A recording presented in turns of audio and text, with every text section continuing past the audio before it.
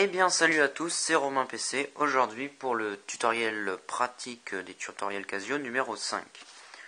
Comme me l'a demandé Théo2 Vera, donc il m'excusera si je écorche ton pseudo, je vais vous apprendre donc à faire un menu avec des getkeys. Donc jusque là on avait, c'est vrai, beaucoup, sans doute d'entre vous utilisent le menu, on demande un numéro, 1, 2 ou 3 et ensuite on va dans le menu correspondant. Donc là avec des getkeys, mais en fait c'est très simple, c'est exactement le même principe. Sauf qu'on utilise le getkey pour saisir le menu dans lequel on veut aller. Donc on commence tout de suite, je fais ça en live. Alors le plus simple, et bien comme on l'a dit, comme j'ai déjà dû le dire pour utiliser les getkeys, c'est de faire une boucle. Alors là par contre, la boucle va devoir s'arrêter une fois qu'on aura choisi le menu en question. Donc le mieux c'est donc de faire une boucle tant que z est égal à 0. Qu'est-ce que j'entends par z? Z ça va être la valeur dans laquelle on met notre getkey. Donc alors c'est une convention que j'ai pris, donc après chacun fait comme il veut. Mais comme le bouton Z se trouve être tout en bas, c'est une variable qui c'est vrai on utilise en général, on utilise A et B, etc. par là. La Z on l'utilise très peu, donc moi par défaut je la mets toujours pour les getkeys. Donc bien sûr on affecte ça à notre variable, un 0 à notre Z. Donc on aura une boucle infinie. Donc on peut essayer, voilà, là il se passe rien, voilà. Donc bien sûr au début de cette boucle on va prendre le getkey. Donc c'est ici toujours dans le IO.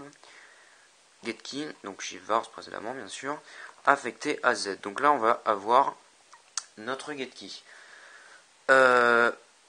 Donc ensuite ici on va devoir gérer l'affichage. Donc ici par exemple vous allez pouvoir afficher donc via des locate.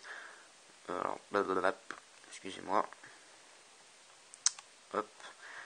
Par exemple des locate, virgule, menu 1, donc alors, menu 1, donc on va mettre un 1.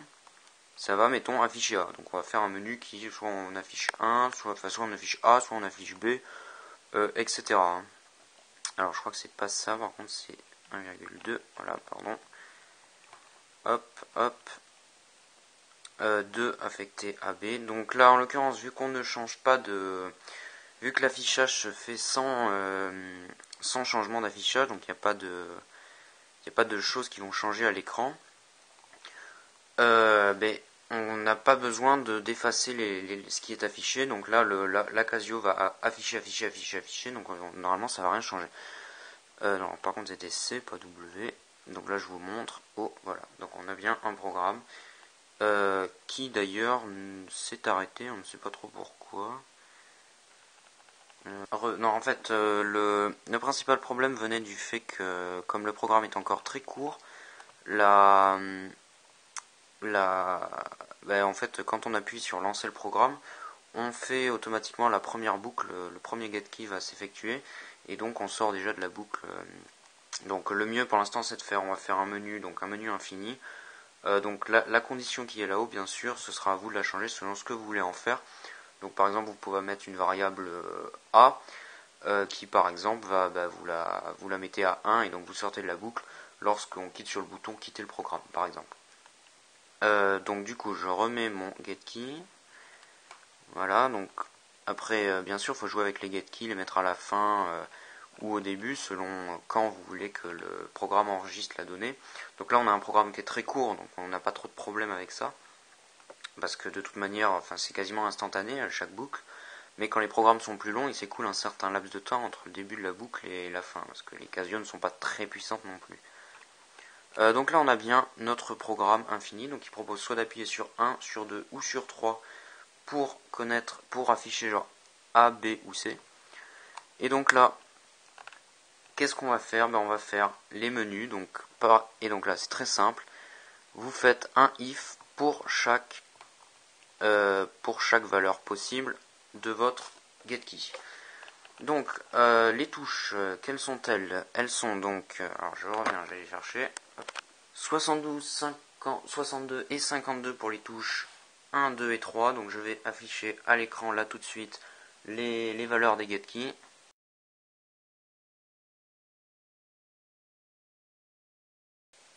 Voilà. Donc c'est parti. C'est très simple par conséquent. Donc si à un moment z, alors je regarde, si à un moment z est égal à 72, alors on va agir en conséquence. S'il est égal à 62, la même chose, et encore une fois la même chose pour 52. Donc nous ce qu'on a dit c'est qu'on voulait juste que ça affiche A, B et C, hein, donc c'est pas, donc qu'est-ce qu'on va faire? On va mettre quelque chose qui va afficher ce qu'on avait jusque là écrit. Voilà, donc on met un petit clear texte, et nous on voulait juste que ça affiche A, B ou C, donc hop, on va afficher A, voilà, on va afficher B, donc la lettre B, pas la variable B, hein.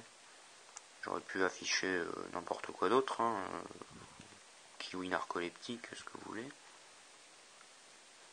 et de même C. Voilà, donc C, on va le mettre ici. Hop. Donc ici, vous allez voir que ça fonctionne. Donc on va dessus, et là j'appuie sur 1. Oh, j'ai un A. J'appuie sur 2. D'ailleurs, voilà. Je vous montre l'intérêt majeur de ceci, c'est que on a ici un menu, donc un sous-menu. Donc ici, vous mettez les actions que vous voulez, qui, dès qu'il est terminé, retourne au menu principal. Donc on a effectivement, là, dès qu'on a terminé, on retourne dans la boucle principale, tant que z égale, voilà. Et on retombe sur notre GetKey, on peut refaire donc l'action. Alors, donc là, ce que vous pouvez donc faire après, c'est bien sûr faire un sous-menu. Et donc là, en fait, c'est exactement le même principe. À l'intérieur d'une de vos boucles, vous allez mettre une boucle infinie. Enfin, mais pas tout à fait infinie. Il va falloir donc jouer avec les conditions pour faire en sorte que la boucle, on sorte de la boucle lorsque donc vous mettrez un autre getKey à l'intérieur. Voilà, getKey affecté à une autre variable si possible, hein.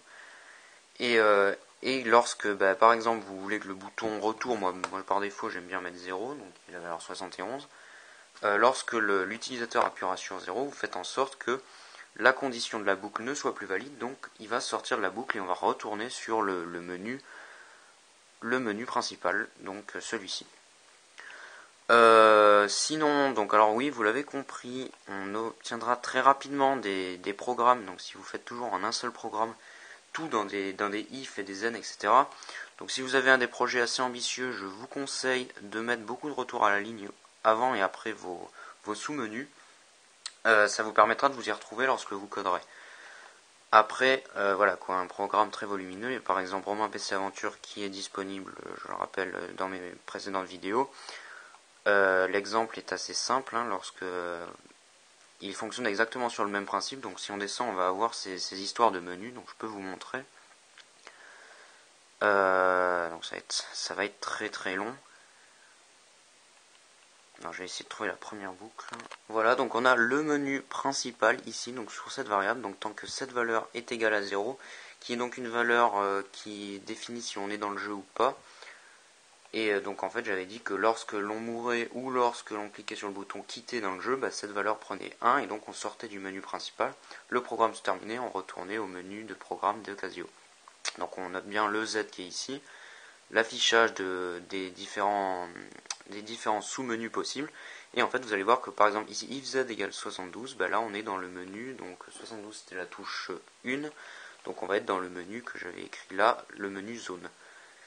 Voilà, donc après si je descends plus bas, au bout d'un moment on devrait atteindre la fin de cette très très longue condition si, et on obtiendra un autre if z égale autre chose qui va être un autre sous-menu qu'on a vu plus haut. Et de même à l'intérieur on a vu, j'ai encore des sous-menus, là on voit une nouvelle boucle, donc cette fois j'ai utilisé la variable petit r, encore un nouveau z, et là on a pareil, vous allez voir, si on clique sur... enfin, quand je ne vais pas vous montrer, c'est un peu long. Enfin, ça nous indique ensuite sur quel sous-autre menu on peut avoir. Là, par exemple, dans le cas d'un donjon, on pourra appuyer sur 7 pour entrer à l'intérieur.